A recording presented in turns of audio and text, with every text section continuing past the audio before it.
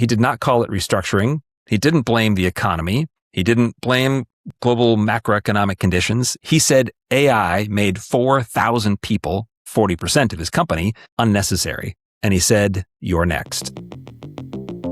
Welcome to Praxus Project.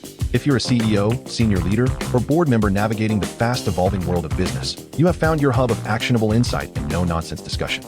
Block recently announced, despite record earnings, despite profitability, despite what seems to be a great story, that they are reducing their headcount from 10,000 people to 6,000 people, all because of AI. So what does that mean for you? What does that mean for your organizations? Okay, so this is the biggest fear that everyone had. Everyone's worst fear came true. He did not mince words. He said AI. And so what's even more terrifying is the math behind it. So the math here is $450 million in severance out the door for all these people that were laid off. That's not the scary part. It's the fact that they got enough in stock price several times over to recover the restructuring costs. So that's a signal that's underscoring this fear that everyone has. And it's terrifying, I'd have to say. It's probably the beginning of what is going to benchmark the rest of the year. Yeah. I'll piggyback off that and then I'll come back to you, Marcus, because I think that the other thought, to your point, Valerie, the market absolutely rewarded Dorsey and Block for making this call, right? Was I think an 18% jump? It was a massive jump, relatively speaking, in their stock price overnight, right? From this announcement. I think the inverse question is really interesting, is when are the capital markets going to stop positively responding to this news and respond in a punitive fashion for organizations that aren't doing enough fast enough? Anyway, Marcus? Yeah, my initial thought was kind of the same as Valerie. This is, I don't know, kind of ominous in a way. That I also thought it was interesting that Jack Dorsey, like that's what he's talking about, but he called them intelligence tools. I've not heard that before. And I guess a couple thoughts. One is it's an example, right? Blaming AI specifically and saying we're doing this and then seeing how the market reacted to that. It's easy, I think, for other companies to follow along. That, well, look, Block's doing it, and we know he's a well-respected tech leader, founder, trailblazer. Why don't we do that? My other thought was, I'm curious how this is going to play out, because we're looking at it right now, right? Just announced, there's an immediate reaction. It's not the end of the story. I don't know how it will play out. Like, I would be very curious a year from now. And are they going to rehire? Other companies have tried to do this and then ended up rehiring. So his claim, he's put his flag in the ground. This is what we're doing. And he's, we could have done this over time, but we're doing it now because he sees clearly where things are going. Maybe he does, but I'm curious to revisit this in a year. It'd probably be less than a year, to be frank, right? Just the pace of things. Yeah, I think that's a point, Marcus, on what's behind his belief in their ability to deliver not the same, but increase profitability year over year with 40% fewer staff. And I think this is where it gets really risky. To your point, there are several other companies. Klarna was one of them that cut a bunch of people and had to hire a bunch of people back. We've seen other companies do the same thing. Is the substance really there to deliver the outcomes your organization needs to deliver for capital markets, for your customers, for your employees at the new level that you've cut to, right? I think that's really the question. So there's this risk of like the copycat kind of thing. They cut 40%, let's cut 40% ourselves. But I think where the rubber starts to meet the road here is the difference between, and we've talked about this a little bit before, but organizations that are making an individual productivity efficiency play, use ChatGPT or Claude or Perplexity to improve or increase your personal efficiency and productivity. Here's the tool. We got you a license. You can connect it with some stuff and help you make your job a little bit easier, a little bit faster, right? That's just like, it's so not even scratching the surface of what's happening in the bigger picture. And organizations that are at that stage are the ones that are going to get left behind. But the ones, if Jack Dorsey is really if he's going to be effective at this particular cut, my prediction would be they will go way lower than 6,000 and increase their profitability through the real use of agentic AI. where you have literally armies of agents reporting into single individuals who are getting the work done across the organization. So even a much smaller organization, but a higher market cap and higher revenue and profitability. I think that's where the future's going. But think of all the change management you have to do to accomplish that. It's just, I don't think people are talking about that yet. Anyway, what else? This was just a real gut punch, I think, for a lot of people. Yeah, I sit back and like, there's a lot there. You brought up the severance packages. That was amazing. What they're giving the laid off workers. Yeah, if you're going to make this cut, like it definitely impacts these people, but taking care of them on their way out is it's good to see. I'm not finding it, but here's the crazy thing. Klarna's cut was mostly customer service. Block is cutting across every area. So engineering, design, operations. So he's quoting, we're guiding for $12.2 billion in gross profit for 2026. So if he pulls this off with 40% fewer people, then that's just going to set the tone for Wall Street. And Wall Street's going to be like, well, okay, this is like the new model. This is what we're going to aim towards. And that's what's scary. So I think it's only a matter of time to see whether he pulls this off. And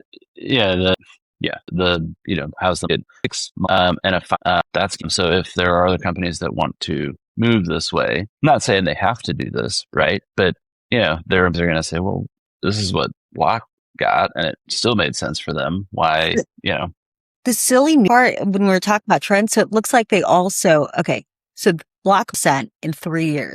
Then, but now they're going to cut half of them. So it's like, did you hire too much at one point? Or like, but at the end, it doesn't really matter because if the results are, if he even successfully, in closing up a year like this, it really doesn't even matter how he got there or what he did 3 years ago. But it's just laughable to me. Like, 4,000 people aren't laughing, but it's. Yeah. To think about what are the implications.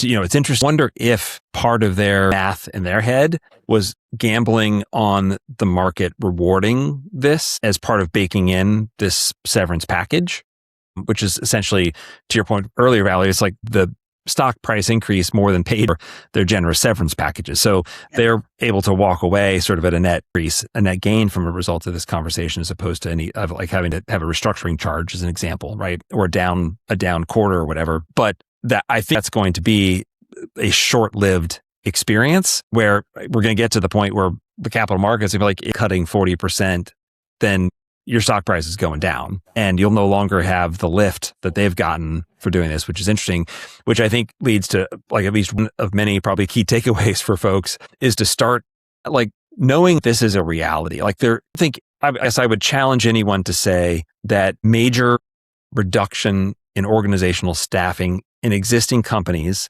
like that's coming.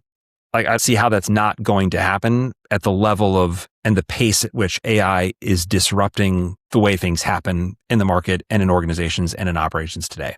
So if that's going to happen, and if it's going to be at least 40%, you and your executive team better be mapping out how do we get there and what is necessary to get to that. Because if Dorsey can do it at Block, like the technology, the tools, the infrastructure, it's all there to do it.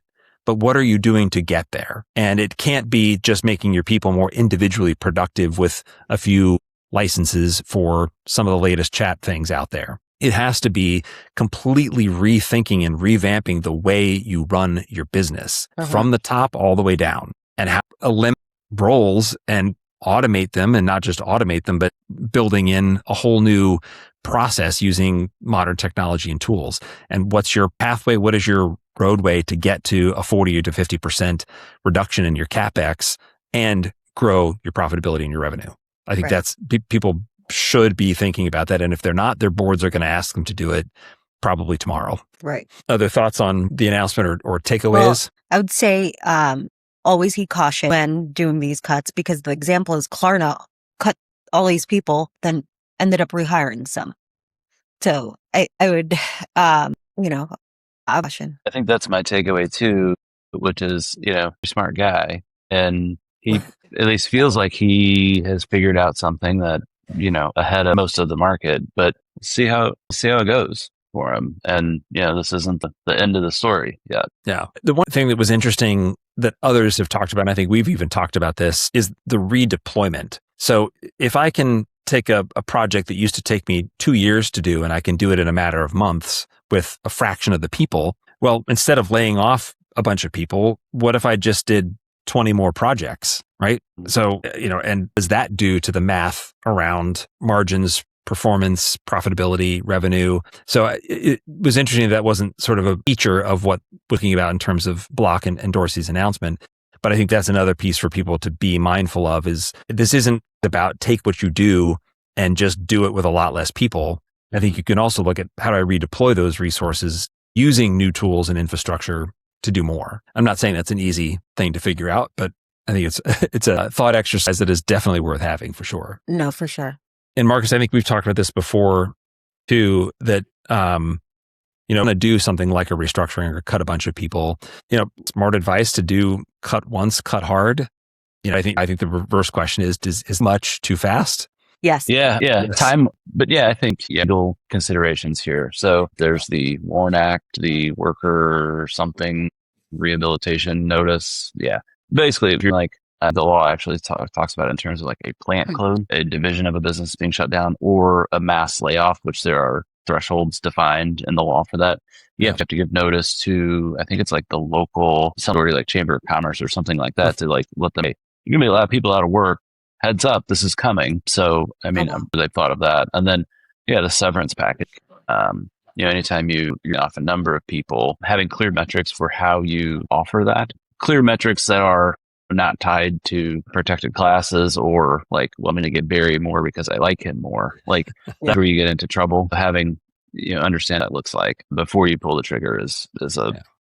Yeah. And then if we tie back some other like people-oriented decisions we've had, there are 6,000 people left in this organization who've just watched 4,000 people walk out the door in an otherwise rosy sort of performance situation from a company profitability point of view. Right. What does that do to level of confidence or level of conversation and confidence in your own career there? Yeah. That's why cut weep makes sense, because, Jim want to go in and tell everyone like, we've made this is the plan going forward. There's not like another shoe that's going to drop. And this is the new. Yeah. Still interesting to envision the water cooler / Slack conversations that are happening as a result of this for sure.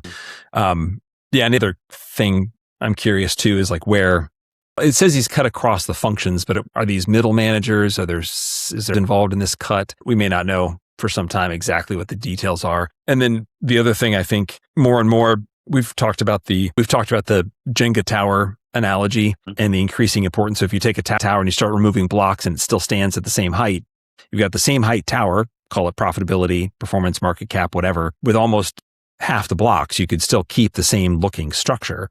But each of those blocks is now a load-bearing pillar, not just part of the facade. And so if you're going to start removing those, you've got massive amounts of knowledge capital walking out the door, which puts all kinds of additional risk into the equation. So as organizations are thinking about their roadmap, their journey on AI and what it means for them and their processes, how are they thinking about knowledge retention for those that remain and what that means for the future of the organization? Because if you're not careful about that, you've got all that knowledge walking out. It's not coming back in the door. Appreciate the pun with the Jenga blocks, and we're talking about block. Yes.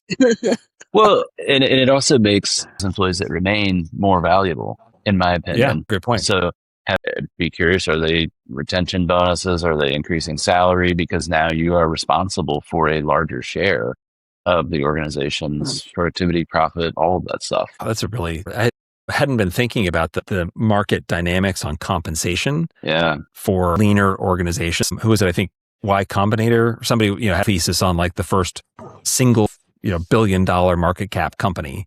Oh my God. Right. And it'll probably happen. Who knows how close we are to that? But, $1 billion, $100 billion companies with very few people inside. Like, what is that? The whole compensation thing becomes a really interesting discussion for that talent from a retention, talent attraction, whole other topic. Wow. Hadn't thought about that. Yeah. And like parents too, you get hit by a bus, like, well, now it's incredibly disruptive. Yeah. I would say they win the lottery, Marcus, not get hit by a bus. Yeah. Yeah. Well, maybe it's feeling a little morbid talking about, cutting 40% rewarded handsomely. Fair. That's fair. Yeah. Yeah. So our advice is watch on what's happening. Let's see where Block goes from here and how their performance looks over the next several quarters. But I do think patients are increasingly so that executives, CEOs, boards are going to be asking the question, where's our, and how are we getting there? All right. Any other takeaways? Just Cool. shock. Shock. Yeah. Yeah. Take a breath, sit back. Yeah. I mean, well, to the point of shock is like, don't take knee-jerk reaction. If you're on a board, like, don't go to your CEO tomorrow and be like, cut 40%. Like, start talking about it. But like knee-jerk reactions, like trying to cut hard and cut fast are not going to, that doesn't work either. And know what it looks like if it doesn't work. Awesome. All right. As usual, an interesting, riveting conversation. Thanks for joining us here at Praxis Project. Hopefully you got some interesting thoughts and perspectives and some takeaways from our discussion today. We'd appreciate a like and follow below. And we'll look forward to seeing you on our next episode. Thanks for joining.